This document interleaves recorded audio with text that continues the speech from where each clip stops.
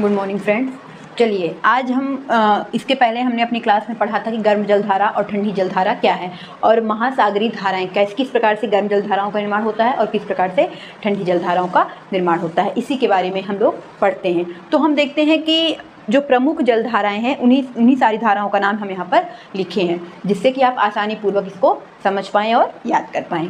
देखिए, प्रशांत महासागर जो सबसे विशालकाय, जो सबसे बड़ा महासागर है वह कौन सा है? प्रशांत महासागर।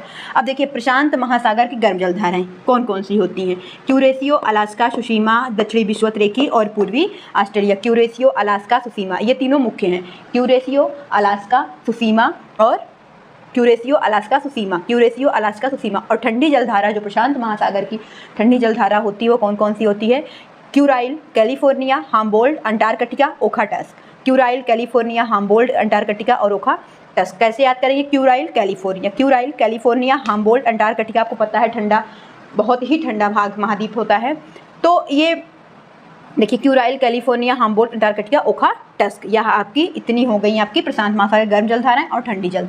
अब हम देखते हैं अटलांटिक महासागर की गर्म जलधाराएं। देखिए, Florida gulf stream, El Nino, Norway.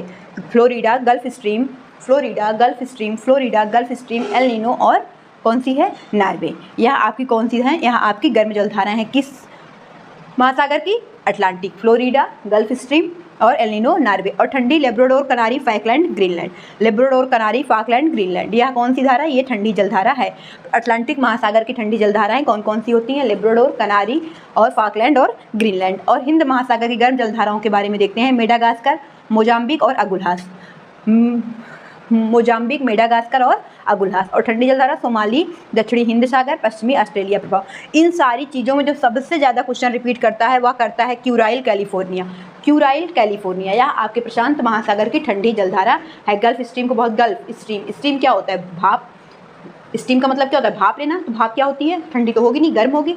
इससे आप दिमाग लगाइए, गल्फ स्ट्रीम क्या है? गल्फ स्ट्रीम एक गर्म जलधारा है। कहाँ का है? अटलांटिक, अटलांटिक महासागर की गल्फ स्ट्रीम एक ठंडी जलधारा है। Florida gulf stream, El Nino और वो। Labrador, Canary, Falkland, Greenland. Labrador, ये Labrador gulf stream, California, Kuril, इन सारी चीज़ों से काफ़ी ज़्यादा क्वेश्चन रिपीट किया जाता है। और हिंद महासागर गर्म जलधारा मोजाम्बिक। मोजा क्या होता है? गर्म होता है। जब आपको ठंडी लगती है तो आप पैरों को गर्म करने के लिए क्या पहनते हैं? आप क्या पहनते हैं? मोजा पहनते हैं। तो मोजाम्बिक क्या होती है? मोजाम्बिक एक गर्म जलधारा होती है। यह आपका कंप्लीट धाराएं हैं जो लगातार प्रीवियस ईयर के एग्जाम में आते रहते हैं। चलिए अब हम अपने नेक्स्ट टॉपिक की ओर बढ़ते हैं। आप ज़्यादा से ज़्यादा वीडियो को शेयर करिए और देखिए, क्योंकि बहुत ज़्यादा मेहनत की जाती है कोई चीज़ आप तक पहुंचाने के लिए। और क्लास में थोड़ा सीरियस होकर आप लोग पढ़िए और जो समस्या हो आप लोग निसंकोच बताइए कि हाँ हमें ये चीज़ समझ में नहीं है, दोबारा हम उसे दोबारा ज़रूर पढ़ाने का प्रयास करेंगे। धन्यवाद।